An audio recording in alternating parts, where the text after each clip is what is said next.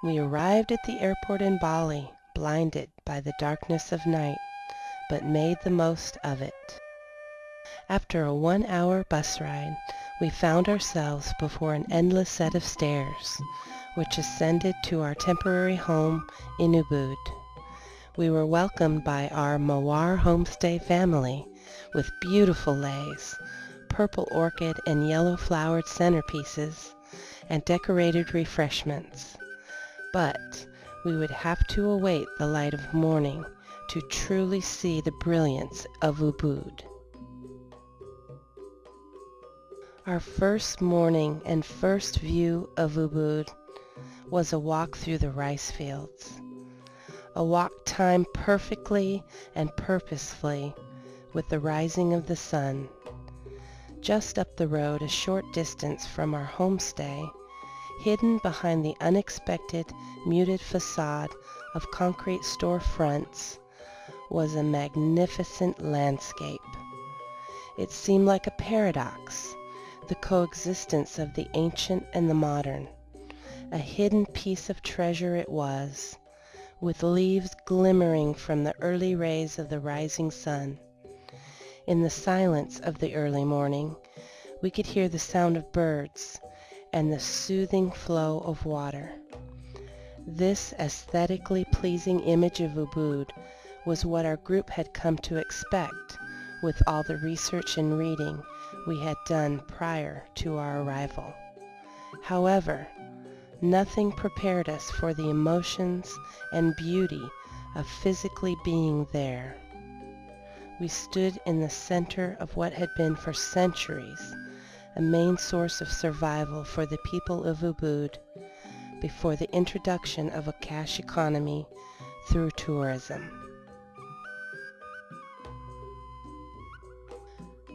The rice fields engulfed our souls, and as the rice stalks swayed in the calm breeze, they appeared at times to beckon us to dive in, promising a cradling comfort in return.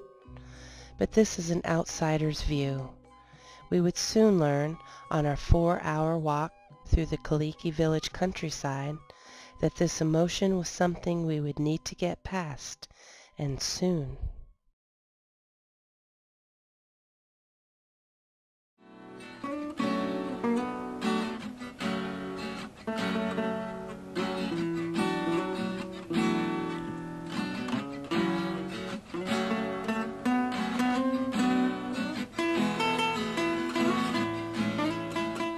While walking through the Kaliki village with our guide E. Mare Narka, we spotted a scenic village temple and thought, what a beautiful backdrop for a group picture.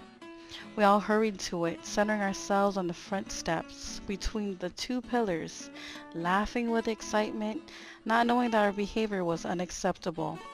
When our guide noticed this, he quickly advised our professors such behavior was inappropriate. What for us the outsiders seemed to be just a panoramic backdrop for a great picture was indeed sacred ground, void of the impurities of the outside world and a place where the gods descend to interact and be praised by their worshippers. We had come to realize, even though we had read it 1,000 times, that the temples of Bali are sacred, essential to the harmony and balance in the daily lives of the people of Bali. Aside from tempting the wrath of the gods we managed to avoid, walking through Kaliki countryside was beautiful. The people were so willing to engage us. On our fast-paced island, reputed for its laid-back culture, this was something we seem rarely to do anymore. Acknowledge each other. It was also in the Kaliki village among school children where we would have our first opportunity for a cultural exchange. The children greeted us with an enthusiasm that shouted out, "Hello," which was the most common English word they knew, and we responded with "Salamat pagi," or "Good morning," which excited them more. Their enthusiasm spoke volumes, and we could not help but be drawn into their excitement. We smiled, hugged, took pictures, and eventually shared our culture through song.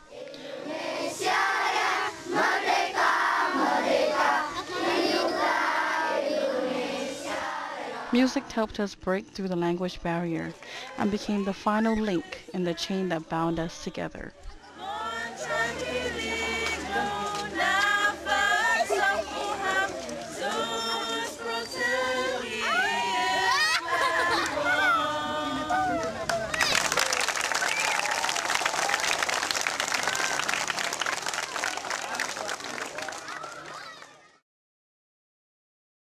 After our walk in Kaliki, we realized that our touristy behavior and tendencies would be the first obstacle to overcome in our search for deeper meaning. But how could we truly overcome it? We were so obviously tourists in their eyes. We came to admire and rely on Mare to not only be our historical guide, but our guide on the appropriate behavior to keep from violating the cultural integrity of Bali.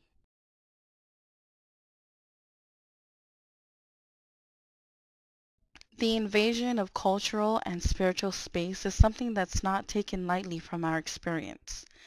And yet, it is these very temples and rituals associated with it that draw tourists in and help communities secure needed money. We were interested in how this was negotiated. This would be a great lesson that could help us to reflect on how we, in our own community, value and treat that which is sacred in the Chamorro culture in our daily lives, while also managing tourism development and military buildup.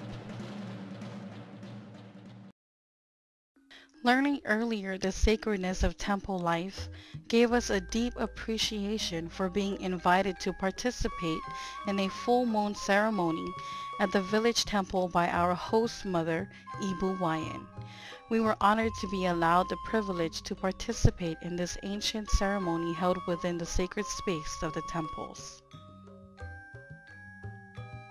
For many Balinese, balance is the core principle in their lives. In everything from the profound to the mundane, balance is the essential goal that one strives for. Spiritual philosophies and practices, such as daily ritual or offerings in Ubud, contain strong elements of sustainability that promote and preserve balanced and respectful relationships between humans, nature, and the universe.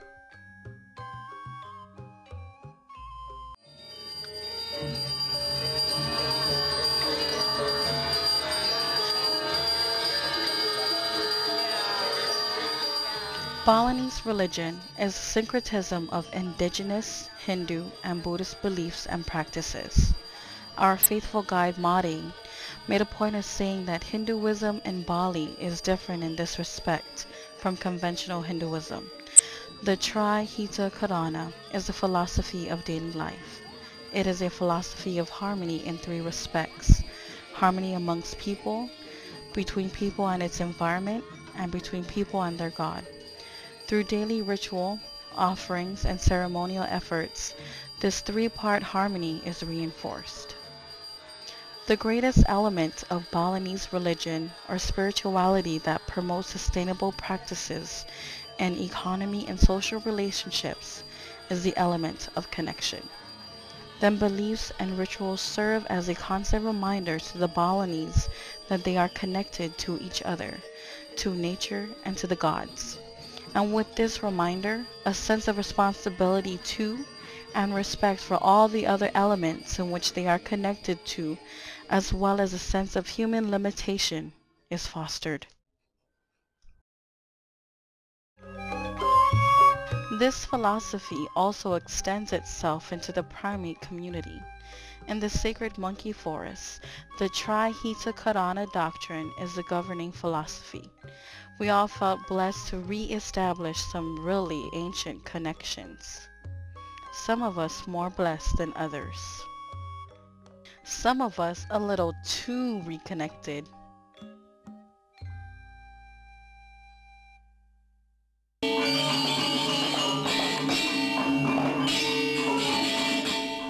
Finding balance between sustaining traditional practices and values and participating within the global consumer economy is a challenge that the people of Bali are facing.